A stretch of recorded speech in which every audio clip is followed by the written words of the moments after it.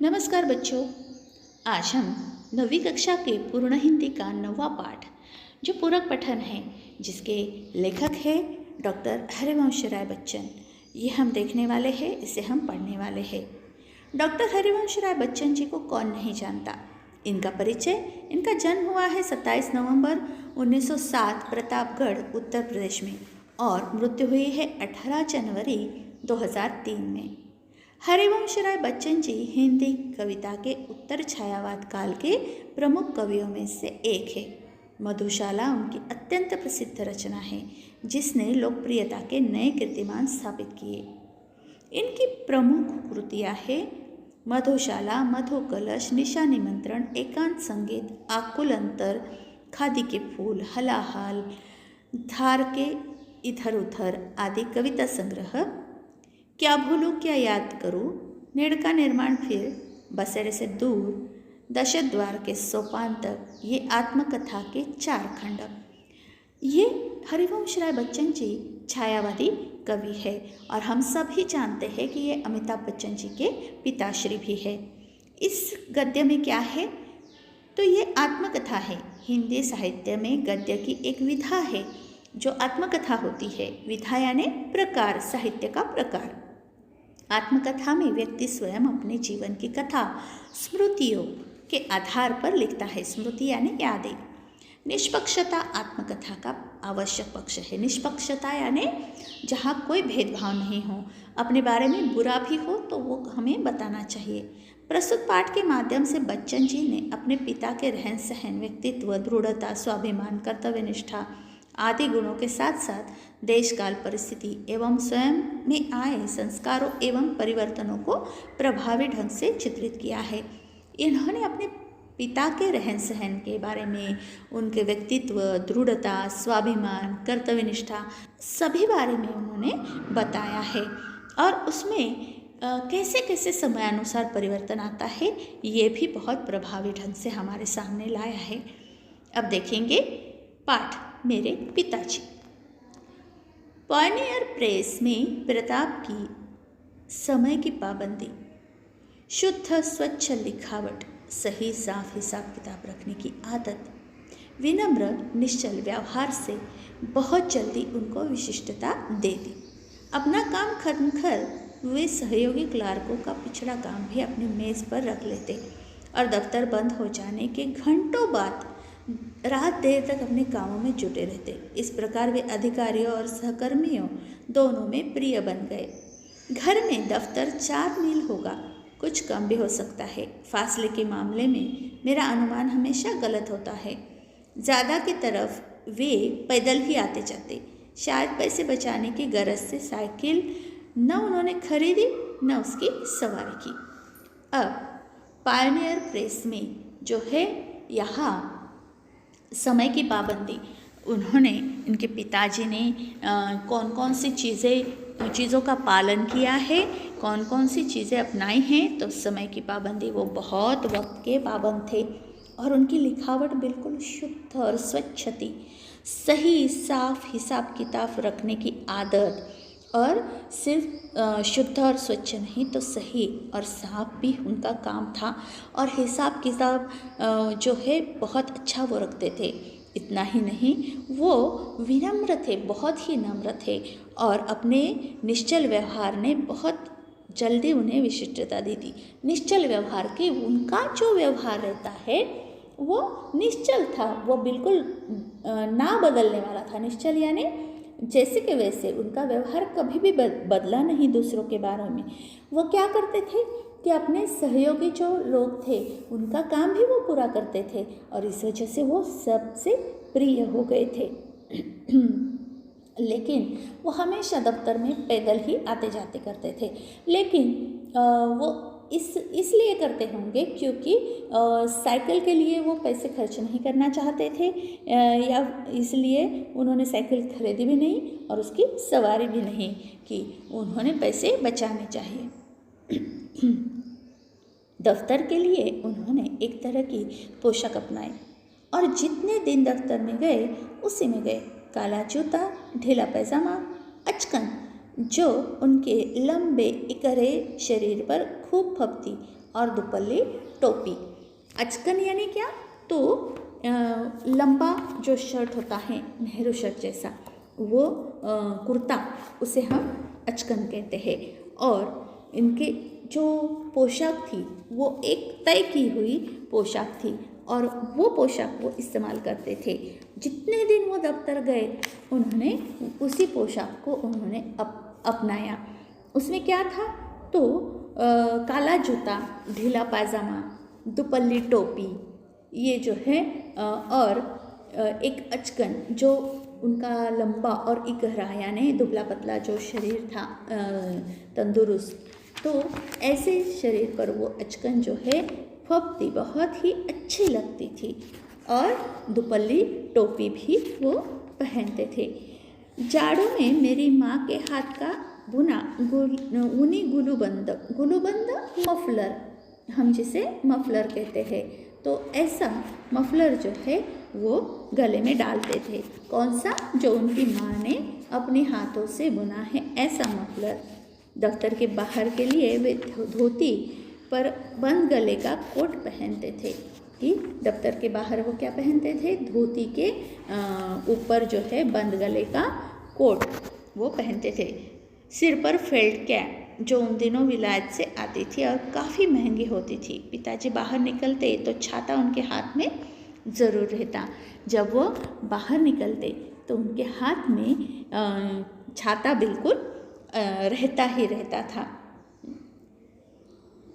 मौसम साफ हो और रात हो तो वो छड़ी लेकर चलते थे, पर पतली नहीं, अच्छी मोटी मजबूत। लंबी लाठी मेरे घर में नहीं थी, पर लाठी चलाने की तालीम पिताजी ने कभी ज़रूर ली होगी। मुझे एक बार की याद है, शहर में किसी कारण हिंदू मुस्लिम दंगा हो गया था। अब पिताजी के पास रात और साफ मौसम हो तो लाठी तो ज़रूर रहती थी, और वो भी मजबूत लाठी उनके पास रहती थी। अब इन्होंने एक याद बताई कि जब हिंदू मुस्लिम दंगा हुआ था, पिताजी ने धोती ऊपर कर ली, कुर्ते की बाहें चढ़ा ली और अपनी पहाड़ी मोटा डंडा दाहिने हाथ से कंधे पर संभाले, बाया हाथ तेजी से हिलाते नंगे पाँव आगे बढ़े। यानी पाँव में कुछ नहीं पहना था, चप्पल नहीं पहनी थी। उन्होंने उनके पास जाकर कहा, मैं लड़ने नहीं आया हूँ, लड़ने को आता तो अपने साथ औरों को भी लाता। डंडा केवल आत्मरक्षा के लिए साथ है। कोई अकेला मुझे चुनौती देगा तो पीछे नहीं हटूंगा। मर्द की लड़ाई बराबर की लड़ाई है। 4 ने मिलकर एक को पिटा तो क्या बहादुरी दिखाई। अकेले सिर फिर एक की बात समझी जा सकती है, 4 आदमी मिले तो उन्हें कुछ समझदारी की बात करनी चाहिए। इस तरह की लड़ाई तो बेसमझी की लड़ाई है। कहीं किसी ने किसी को मारा और दूसरी जगह किसी दूसरे को मार दिया। धर्म का नाता है तो पास पड़ोस इंसानियत का नाता भी है। इंसान मेल से रहने को बना है। लड़ाई कितने दिन चलेगी? अब एक दिन एक समय की बात है, जब हिंदू मुस्लिम दंगा हुआ था और रात के समय पिताजी बाहर निकले थे और इन दंगेखोरों ने उन्हें घेर लिया। तब बाहें चढ़ा ली पिताजी ने और उनसे कहा कि भाई, एक से आप 4 लोग कैसे लड़ सकते हो? एक से अगर आपको लड़ना है तो सिर्फ एक ही लड़ो। तो और ये झगड़ा कितने दिन चलने वाला है?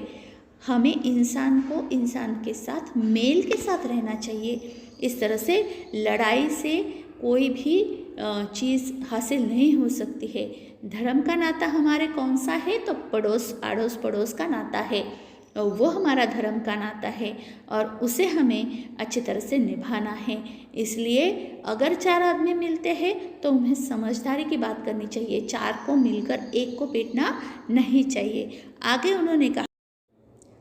उन्होंने कहा कि ये लड़ाई कितने दिन चलेगी? 2 दिन, 4 दिन, 5वें दिन फिर सुलह से रहना होगा। 2, 4, 10, 12, 150 हिंदू मुसलमानों के कट मरने से न हिंदुत्व समाप्त होगा न इस्लाम खत्म होगा। साथ रहना है तो खूबी इसी में है कि मेल से रहे, एक दूसरे के टकराने की ज़रूरत नहीं है। दुनिया बहुत बड़ी है। ये कहते हैं हम कितने दिन लड़ेंगे? 1 दिन, 2 दिन, 4 दिन, 5वें दिन तो हम दोनों को सुलह करनी पड़ेगी। इससे क्या हिंदू धर्म खत्म होगा या इस्लाम खत्म होगा? नहीं, हमें तो फिर से इकट्ठा रहना ही है और इसलिए हमें एक दूसरे को टकराना नहीं है। तो पिताजी की बातों का असर हुआ। उस दिन दंगे में फिर कोई वारदात नहीं हुई। आगे भी कई बार जब शहर में हिंदू मुस्लिम दंगे हुए, सारे मोहल्ले में शांति बनी रही। जब पिताजी ने ये बातें कही सबको वो अच्छी लगी और उसके बाद कभी भी वहाँ दंगे नहीं हुए। मेरे पिता का दैनिक जीवन प्रायः एक ढर्रे पर चलने वाला, एक ढर्रे पर यानी एक नियम पे बांधा हुआ, नियमबद्ध और नैमित्तिक था कि उनकी सारी चीज़ें जो है तय हुआ करती थी। वे सवेरे 3 बजे उठते, शौचादि से निवृत्त होते और ठीक 3:30 बजे गंगा स्नान के लिए चले जाते। तो सुबह वो 3 बजे उठते और सुबह के अपने काम जो है कर लेने के बाद जो है गंगा जी में स्नान करने के लिए चले जाते। गंगा जी घर से 3-4 मील के फासले पर होगी।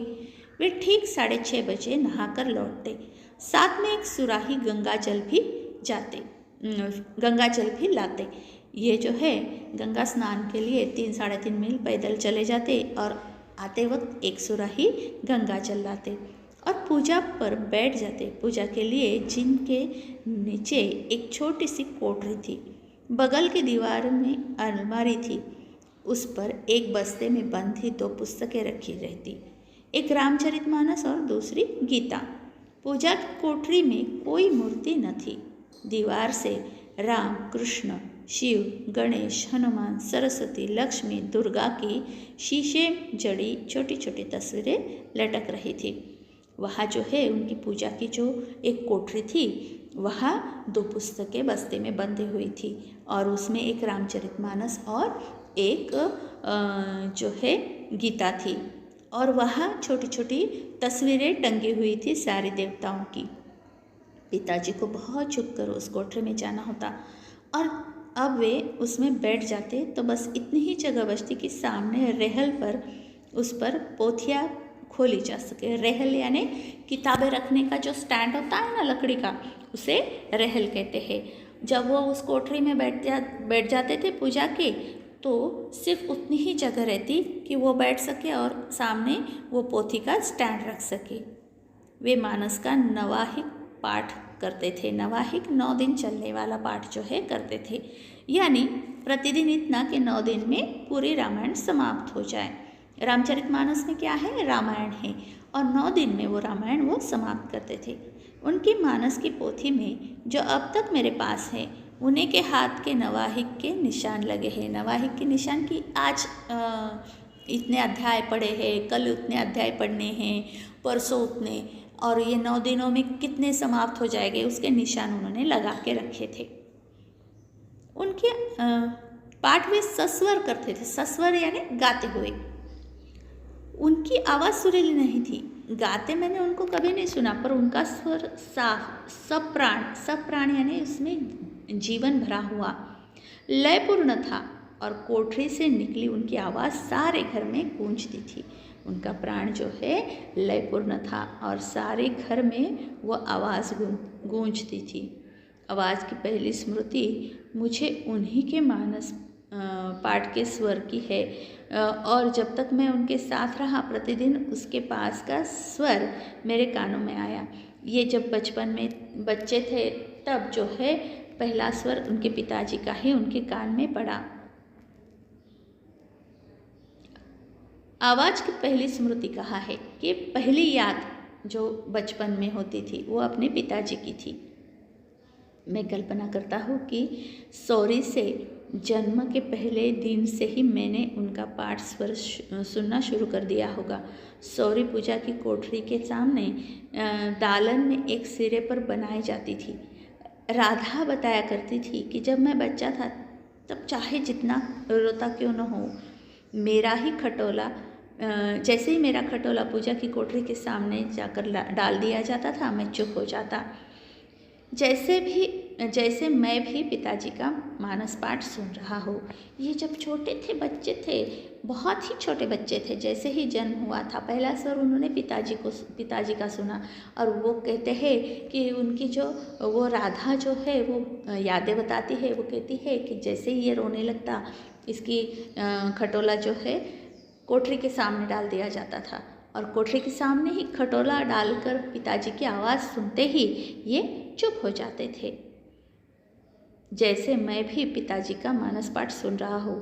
मेरी माता तथा परिवार के अन्य लोग इसमें मेरे पूर्व जन्म के धार्मिक संस्कार की कल्पना करते थे।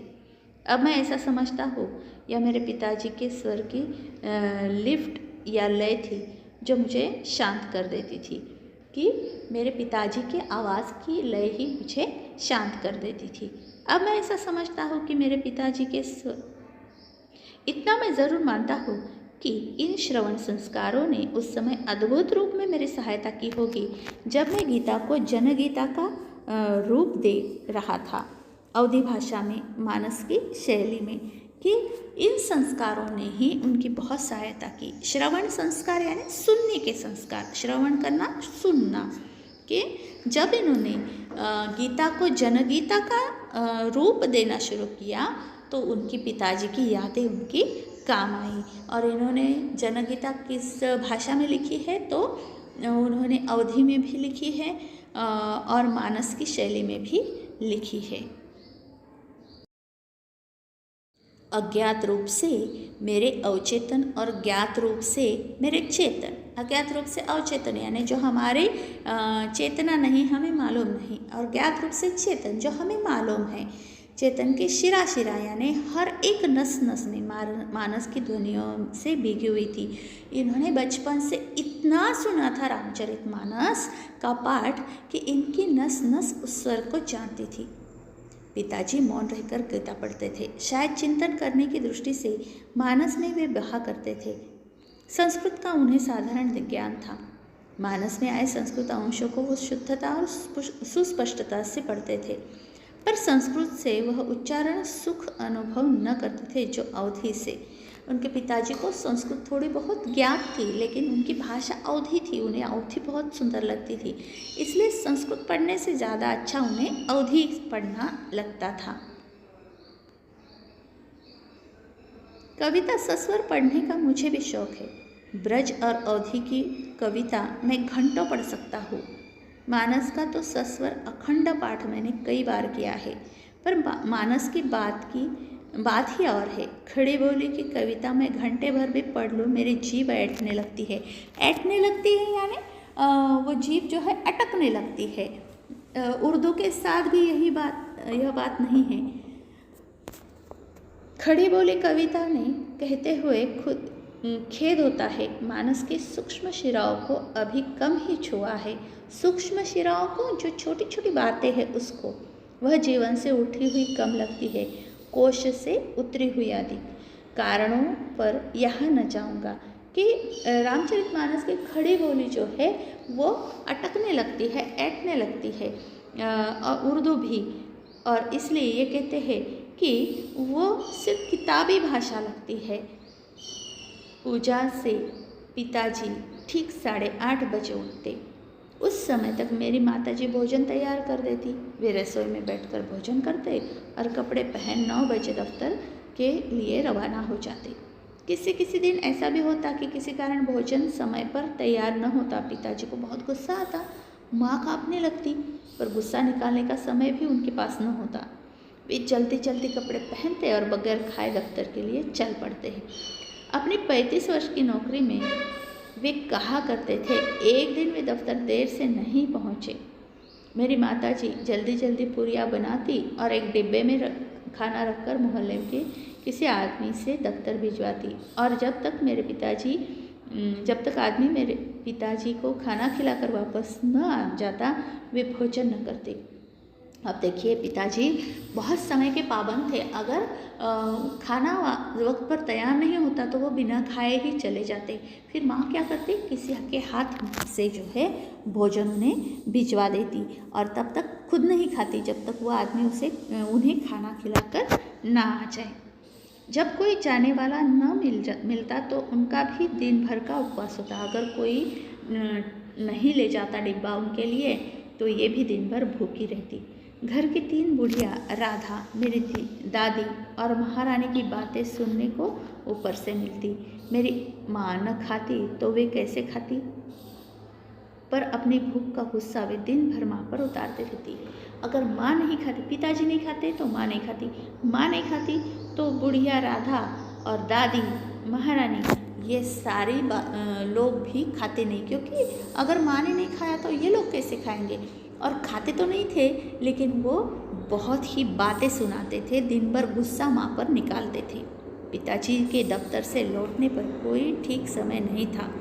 नौकरी के प्रारंभिक वर्षों में वे प्रायः देर से लौटते थे, 8-9 बजे, इससे भी अधिक देरी से, और खाना खाकर सो जाते थे। बात को जब कुछ जल्दी आने लगे तो खाना खाने से पहले कुछ देर पढ़ते, कभी खाना खाने के बाद भी, कभी तो घूमने निकल जाते। सुबह गंगा स्नान में आने जाने के 8 मील, दिन को दफ्तर में आने जाने के 8 मील, यह कुल 16 मील चल लेने पर भी उनकी चलास तृप्त नहीं होती। चलास यानी चलने की चाह।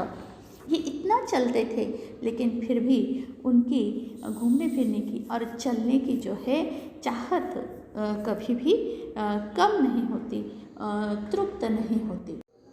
इतना ही नहीं, रात को भी 2-3 मील घूम फिर आने को वे तैयार हो रहते थे। तभी तो मैं कहता हूँ कि उन्हें चलने का मर्ज था। मर्ज यानी बीमारी थी। वे कहते हैं इन्हें चलने की बीमारी थी। सबसे अचरज यानी आश्चर्य की बात यह थी कि रात को चाहे जितनी देर से सोए, उठते वे सुबह 3 ही बजे।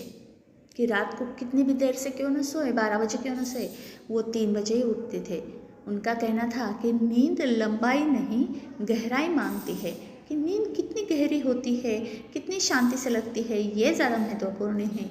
कितनी देर तक आप सोते हैं ये महत्वपूर्ण नहीं है। यानी कम घंटों में भी गहरी नींद ज़्यादा घंटों की हल्की नींद का काम कर लेती है। कि कम घंटे हम बहुत अच्छी तरह से सो लिए तो वो बहुत अच्छा हमारे तबीयत के लिए होता है, बल्कि इससे ज़्यादा कि हम बहुत देर तक अगर बहुत हल्की नींद सोए। उनके इस फार्मूले के प्रति विश्वास ने मुझसे अपनी नींद पर कितना अत्याचार कराया है, इससे सोचकर कभी कभी मैं कहता हूँ कि जब मैं मरूँ तो मुझे 7-8 दिन तक यूँ ही पड़े रहने देना। इस असंभव की कल्पना भर सुखद है, क्योंकि मुझे अपने जीवन की बहुत सी रातों की नींद पूरी करनी है। ये कहते हैं कि पिताजी की इस सिद्धांत ने कि हमारी नींद लंबी नहीं लेकिन गहरी होनी चाहिए। मैंने कई रातों तक सोया नहीं, और मैं चाहता हूँ कि मेरे मरने के बाद मुझे 7-8 दिन वैसे ही रखा जाए, ताकि मैं अपनी नींद पूरी कर लूँ। समय की पाबंदी की जो उत्कटता उन्होंने अपनाई थी, उनके निभाने के लिए घर के लोगों का सहयोग आवश्यक था। उन्हें सेंस ऑफ टाइम, वक्त का अंदाज देने के लिए पिताजी ने अपनी नौकरी के पहले वर्ष में एक आराम घड़ी खरीदी थी। आराम घड़ी अलार्म बजने वाली घड़ी, और लाकर दालन की तिकोनिया पर रख दी। यह घड़ी नई नहीं थी, ये घड़ी पुरानी थी, नई नहीं थी, विक्टोरियन युग की थी और पायोनियर के दफ्तर में बहुत दिनों से काम दे रही थी। वह कंडम माल की तरह निकाली गई तो पिताजी ने शायद उसे 2 रुपये में ले ली। कंडम यानी जो है फेंक देने का माल जो होता है उसे, और पिताजी ने वो उस प्रेस से अपने दफ्तर से उठाकर यहाँ घर पे खरीद कर लाई, उठाकर नहीं लाई, खरीद कर लाई 2 रुपयों में।